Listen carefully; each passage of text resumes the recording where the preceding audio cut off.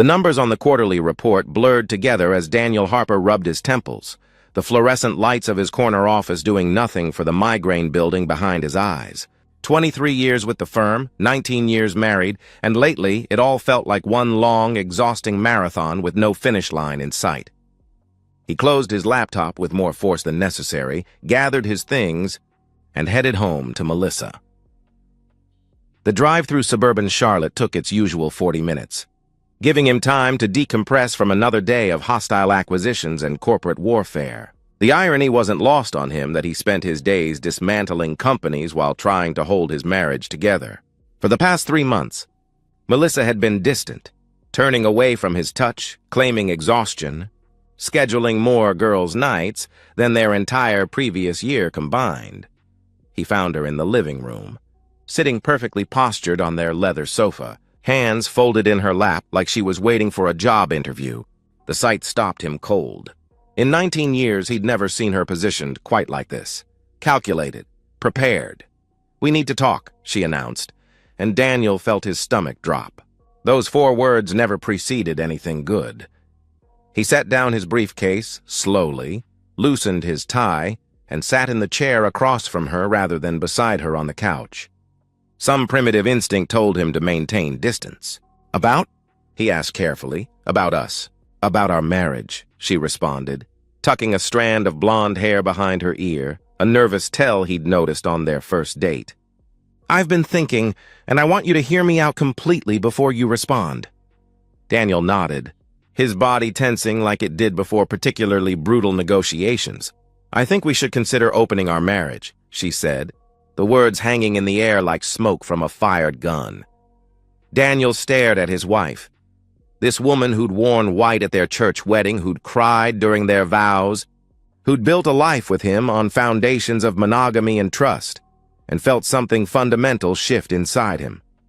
"My friend Jennifer and her husband have been doing it for 2 years," Melissa continued rapidly, her words coming faster now, clearly rehearsed. "They say it's actually strengthened their marriage. We could have rules, boundaries. It doesn't mean we don't love each other." "Pack your bags and get out," he interrupted, his voice deadly calm. The 6 words came out measured, each one dropping like a stone into still water. The color drained from Melissa's face so quickly Daniel thought she might faint. Her carefully prepared speech crumbled into panicked fragments. "Daniel, no. I didn't mean it was just a suggestion. I thought we could discuss," she stammered desperately. "Get out," he repeated even more firmly. "Please," she cried out, tears streaming down her face now, real or performed. He couldn't tell anymore. "I'm sorry, I shouldn't have said anything. It was stupid. Jennifer made it sound so normal, but I don't really want that. I don't. Please, can we just forget I said anything?" Daniel watched her performance with the detached interest of someone observing a business presentation. The tears, the trembling hands, the perfect timing of her emotional breakdown. Had she always been this calculated, or was he only now seeing clearly? "If you ever," he said slowly, his voice dropping to barely above a whisper, "mention this again. If you ever suggest that I should share you with another man, this marriage is over. Am I perfectly clear?" "Yes," she sobbed in response, reaching for him. "Yes, I'm so sorry. It was a mistake. A horrible mistake." He let her collapse against his chest, let her tears soak through his dress shirt, all while staring at the wall behind her head. His mind, trained by 2 decades of corporate strategy, was already working through the implications. You don't ask for permission to do something you haven't already considered, or already done.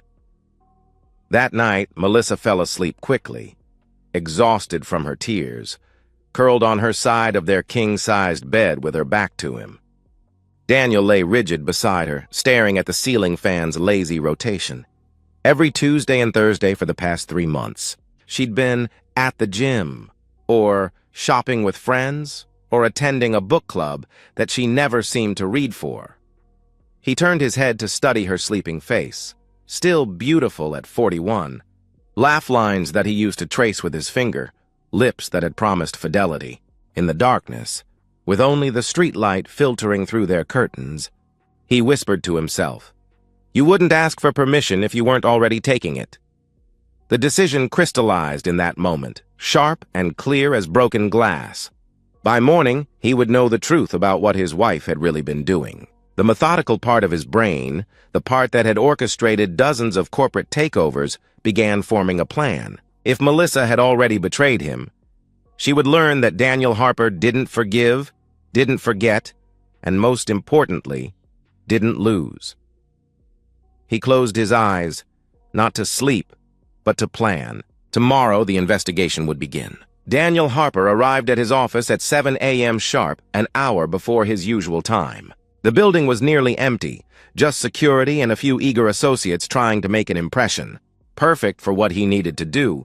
He closed his office door, pulled up his contacts, and found the number Jim Brennan from legal had given him 6 months ago. Just in case. Back then, Daniel had laughed it off. His marriage was solid, unshakable. What a fool he'd been. Bennett Delroy answered on the second ring, his voice gravelly like he'd been smoking since birth. Delroy Investigations. Mr. Delroy, this is Daniel Harper. Jim Brennan referred me. I need your services, Daniel stated directly. Domestic? The investigator asked knowingly. Yes, Daniel confirmed. Can you meet today? Lunch? Delroy suggested. Noon, Jacobson Steakhouse. Private booth, Daniel replied. I'll be there, the investigator confirmed before hanging up. Daniel stared at his desk photo, him and Melissa in Santorini, 2 years ago, her laughing as the wind whipped her hair. He turned the frame face down. The morning crawled by in a blur of meetings and spreadsheets. Daniel's reputation for laser focus served him well. No one noticed his mind was elsewhere, calculating not profit margins, but the systematic dismantling of his marriage. Bennett Delroy looked exactly as his voice suggested. Late 50s, thick through the middle with the weathered face of someone who'd seen too much of humanity's worst impulses. They sat in the booth's burgundy leather seats, menus untouched. Tell me what you need, Bennett said simply, pulling out a small notebook. Evidence of infidelity. My wife, Melissa Harper, Daniel explained, sliding across a manila folder he'd prepared. Melissa's photo, her license plate, her daily schedule, her favorite coffee shops and stores. She's been distant for 3 months. Tuesday and Thursday evenings, she's supposedly at various activities. I need to know where she really is. Bennett studied the information with professional detachment. Timeline? He inquired. As soon as possible, Daniel answered firmly. My rate is, Bennett began. I don't care about the cost. I care about thoroughness and discretion, Daniel interrupted. Bennett nodded, pocketing the folder. You'll hear from me within 72 hours. Maybe sooner if she's as predictable as this schedule suggests, he assured his client. Walking back to his office, Daniel felt oddly calm. The waiting would be the hardest part, but he'd endured hostile takeover attempts that dragged on for months. He could manage 3 days of pretending everything was normal. That evening, Melissa had prepared his favorite meal, ribeye with roasted vegetables, a Caesar salad, good wine. The effort would have touched him a week ago. Now it felt like manipulation, each gesture calculated to erase her mistake from the previous night. How was your day? She asked tentatively, cutting her steak into precise small pieces. Productive. Close the Garrison deal, he responded evenly, taking a sip of wine, noting how she wouldn't meet his eyes. You? Oh, you know. Errands, cleaned the house. Jennifer called, she replied, then paused, perhaps realizing the minefield that name represented. About the charity auction next month. He acknowledged non-committally. They ate in relative silence, the only sounds the clink of silverware and the grandfather clock in the hallway. Daniel studied her with new eyes, the way she checked her phone every few minutes. How she'd styled her hair more carefully than usual for a day of errands, the new perfume he didn't recognize. Thursday came with agonizing slowness. That evening, Melissa announced she was going to her book club. What are you reading? Daniel asked casually, not looking up from his laptop. Oh, it's a mystery novel. You wouldn't like it, she deflected nervously. Try me, he pressed. The Girl on the Train. It's about a woman who... It's complicated, she answered vaguely. Daniel knew that book. It had come out years ago. No book club would be reading it now. Enjoy, he said simply. She kissed his cheek. quick, perfunctory, and left in a cloud of that new perfume. His phone buzzed 2 hours. Later, Bennett, she's at the Riverside, in off Highway 40, room 237. Checked in 40 minutes ago with a white male, approximately 45, driving a blue BMW, license plate TMW 429. I have photos, the investigator reported. Daniel's grip on the phone tightened until his knuckles went white. Send everything you have, he demanded. The email arrived 30 seconds later. Daniel opened it on his laptop, each image loading like a punch to the stomach. Melissa entering the hotel. Melissa in the hallway. Melissa kissing a man he didn't recognize. Passionate, desperate, nothing like the pecks she'd been giving Daniel for months. Timestamps showed this was their regular Thursday routine. The last email contained the man's identity.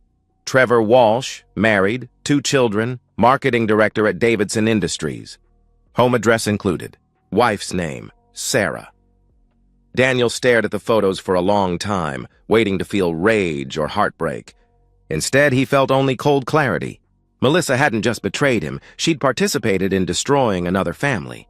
The moral woman who'd insisted on a church wedding was having intimacy with another woman's husband in a cheap hotel room.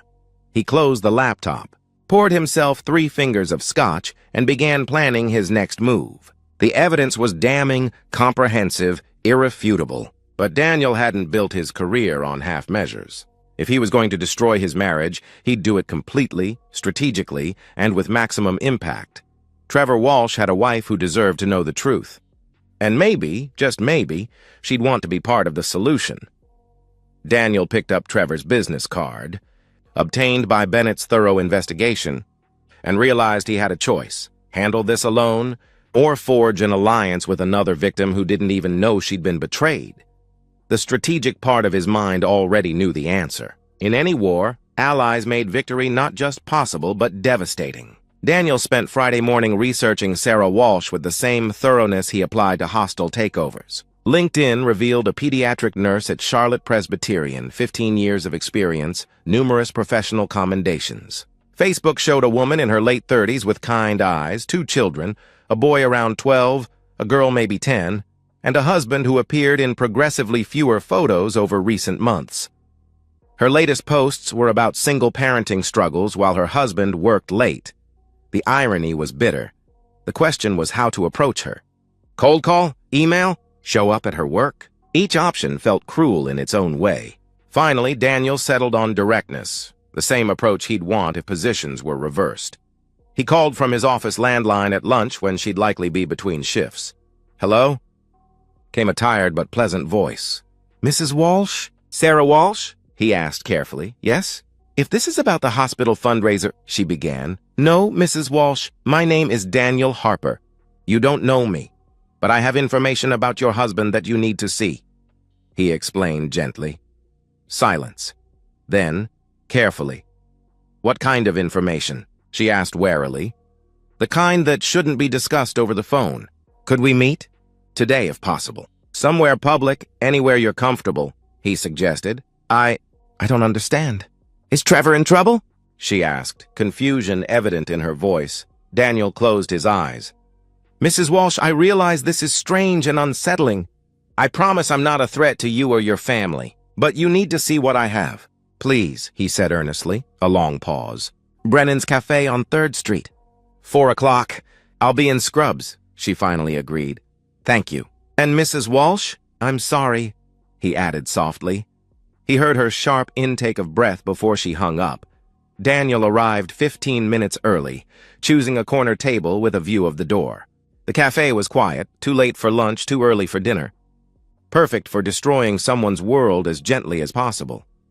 Sarah Walsh walked in at exactly 4 o'clock, still in her pediatric scrubs covered with cartoon characters. She was prettier than her photos, auburn hair pulled back, green eyes that swept the room before landing on him. The wariness in her expression made his chest tight. Mr. Harper? She asked tentatively. He stood, gesturing to the chair across from him. Thank you for coming. Can I get you coffee? Tea? He offered. Just tell me, she demanded, sitting rigid, hands clasped. Whatever it is, just tell me. Daniel pulled out the manila envelope, the same one Bennett had given him, minus his own wife's solo shots. "Your husband is having an affair. I know because the woman is my wife," he stated directly. Sarah's face went through a series of expressions: confusion, disbelief, then a dawning horror as he laid out the photos. Trevor entering the hotel. Trevor with Melissa. The kiss in the parking lot. The timestamp showing this week. Last week. The week before. "No," she whispered, but her eyes said she believed it. "He said he was working on the Davidson campaign. Late meetings with clients," she explained weakly. "Every Tuesday and Thursday at the Riverside Inn, room 237, he confirmed. Sarah's hands shook as she picked up one photo. The kiss. "That's your wife?" she asked, voice barely audible. "Melissa, married 19 years, Daniel confirmed, his voice steady, businesslike. "She asked me this week if we could have an open marriage. That's what prompted my investigation," Sarah laughed, sharp, bitter. "Trevor's been distant for months. I thought it was stress. The kids barely see him anymore," she shared, her eyes filling with tears that she refused to let fall. "How long?" 3 months, as far as I can prove. "Maybe longer," he answered honestly. She studied the photos again, this time with clinical detachment. "You hired someone. A professional," she observed. "Bennett Delroy. He's thorough," Daniel confirmed. "I want copies of everything," she stated firmly. "Already done," he replied, pulling out a second envelope. "Every photo, every timestamp, even the hotel receipts he somehow obtained." Sarah took the envelope, held it like it might explode. "Why did you contact me?" "You could have just divorced her quietly," she questioned, "because you deserved to know. And because—" Daniel paused, choosing his words carefully. "I believe in consequences. Real ones. If we do this separately, they might find ways to minimize the damage, spin stories, play victim. Together we control the narrative," Sarah finished. Her nurse training showing, crisis mode engaging, practical thoughts overriding emotional chaos. "You're talking about coordinated action." "I'm talking about justice," he clarified. She met his eyes then, really looked at him for the first time. "You're angry," she observed, "aren't you?" He countered. "I'm furious," she admitted, the words coming out calm, controlled, ice cold. "Trevor handles all our finances. I don't even know what we have. What he's hidden. I've been raising our children alone while he was—" She stopped, jaw clenched. "I know a lawyer. A good one. We could meet with him together. Make sure neither of them can coordinate their stories or hide assets," he proposed. Sarah was quiet for a long moment, staring at the photo of the kiss. "My children. This will destroy them," she said softly. "It will hurt them, but living a lie destroys them slower, subtler. They deserve a mother who isn't being betrayed, a life built on truth," he reasoned gently. "You don't have children?" she asked. "No, Melissa couldn't. We tried for years," he shared, the irony tasting bitter. "Apparently she found other ways to fill her time." Sarah's laugh was dark. "A pediatric nurse who wanted more children and a woman who couldn't have them." "They certainly picked their victims well," she noted bitterly.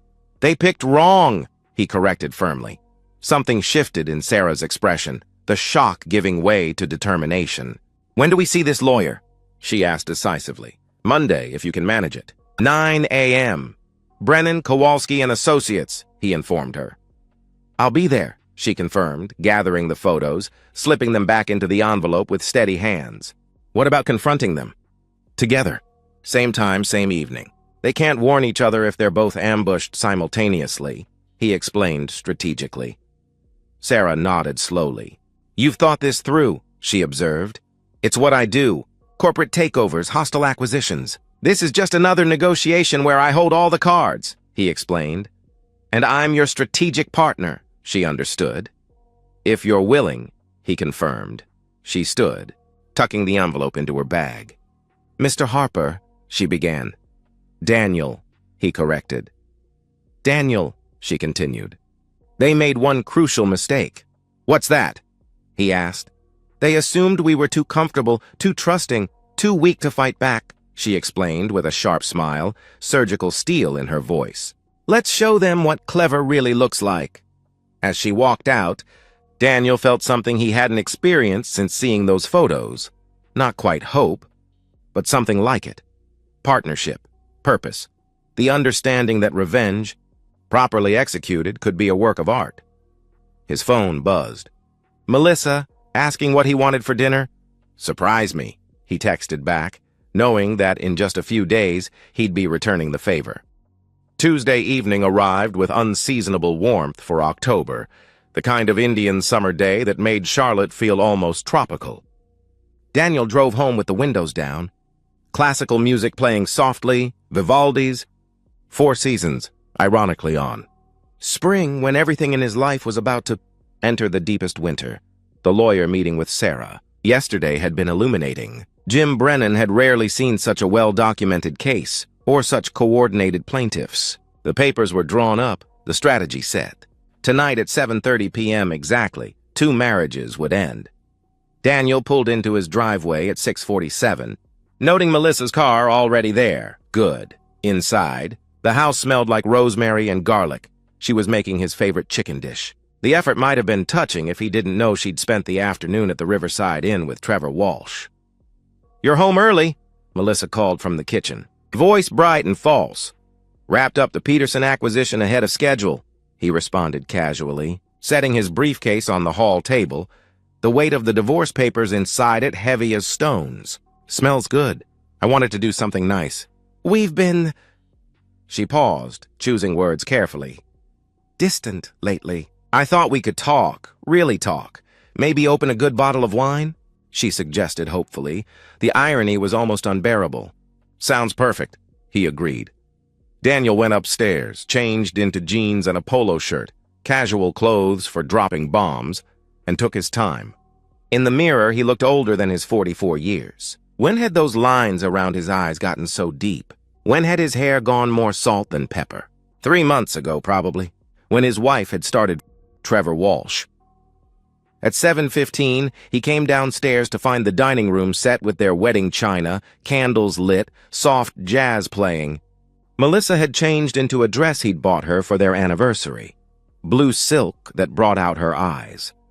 She'd tried harder tonight than she had in months. "Wine," she offered, holding up a bottle of the Bordeaux they'd been saving for a special occasion. "Please," he accepted. They sat across from each other, the same positions as that night she'd asked for an open marriage. Melissa served the chicken, chattering nervously about grocery store prices, the neighbor's new dog, anything but the truth between them. Daniel ate mechanically, tasting nothing, watching the clock above her head. 7:27, "Melissa," he interrupted her nervous chatter, "I was thinking we could go away next weekend. Maybe the mountains?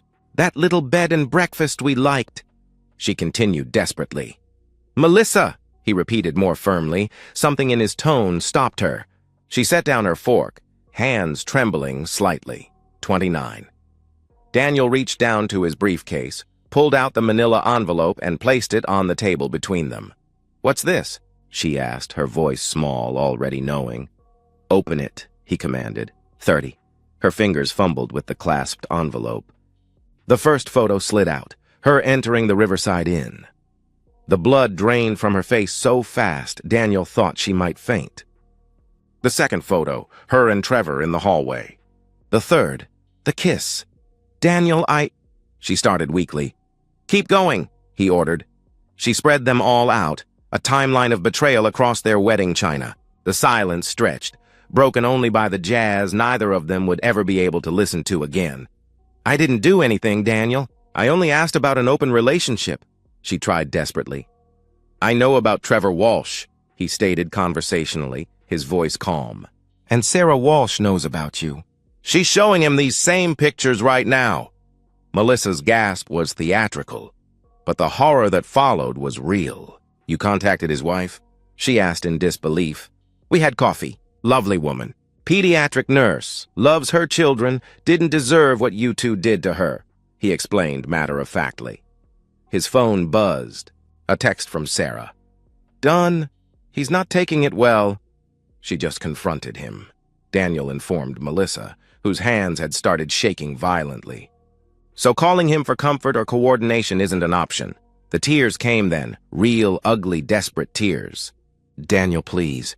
It didn't mean anything." It was a mistake. I was lonely. You were always working, she pleaded. For us. I was working for us. For this house you're sitting in, the car you drive, the life you've lived for 19 years without contributing a single paycheck, he countered coldly. That's not fair. I supported your career. I made a home, she protested. And then you brought another man into it. Another woman's husband, he cut her off. Melissa's sobs grew harder. Please, I'll end it. I'll never see him again. We can go to counseling. We can, she begged. The divorce papers are in the envelope. I've already filed. Jim Brennan is my attorney. You might want to get your own. Though I should mention, the evidence is overwhelming and the prenup you signed is ironclad, he informed her coldly. She looked up, mascara running, looking older than her 41 years. Prenup? We don't have a, she said confused. We do. You signed it the week before our wedding. You were so in love, so trusting, you never read it carefully. Infidelity clause. You get nothing but what the state mandates, he explained. You tricked me, she accused. No, I protected myself. Something you should have considered before having intimacy with Trevor Walsh, he responded bluntly. The vulgarity hit her like a slap. Daniel never cursed, never raised his voice. This cold recitation of facts was worse than screaming. 20 years, Daniel. Doesn't that mean anything? She pleaded desperately. You already answered that question when you decided our marriage was worth less than Tuesday and Thursday afternoons at a cheap hotel, he answered simply. Melissa stood unsteadily, wine glass tipping, red spreading across white tablecloth like blood. Where am I supposed to go? She asked frantically. I don't care. Your sisters. A friend's. Maybe Jennifer, the one who gave you such excellent advice about open marriages. But you need to leave. Tonight, he stated firmly. This is my home, she protested. This is my house. Check the deed, he corrected. Another text from Sarah. He's packing, crying like a child. His kids won't even look at him. Daniel stood, walked to the door. I'll be in my office for the next hour. When I come out, you need to be gone. Take what you can carry tonight. We'll arrange for the rest later, through lawyers, he instructed. Daniel, please, she begged one last time. 1 hour? Melissa, he said with finality. He closed his office door on her sobs, poured himself a scotch, and sat in his leather chair. Through the door he could hear her moving around. Drawers slamming, more crying, a phone call, probably to her sister from the half of the conversation he caught. 53 minutes later, the front door slammed. Daniel emerged to find the dining room still set for romance. Candles burning down, jazz playing to an empty room, divorce papers scattered among the china. He turned off the music, blew out the candles, and began clearing the table. His phone rang. Sarah. He's gone, she said simply. Her too, he confirmed. The kids are devastated, but they're angry at him, not me. That helps, she shared. I'm sorry about your children, he offered sincerely. They're strong, like their mother apparently, she replied with a pause. Thank you, Daniel, for telling me. For everything. We're not done yet. There will be mediation, asset division, paperwork, he reminded her. I know. But the hardest part, the revelation,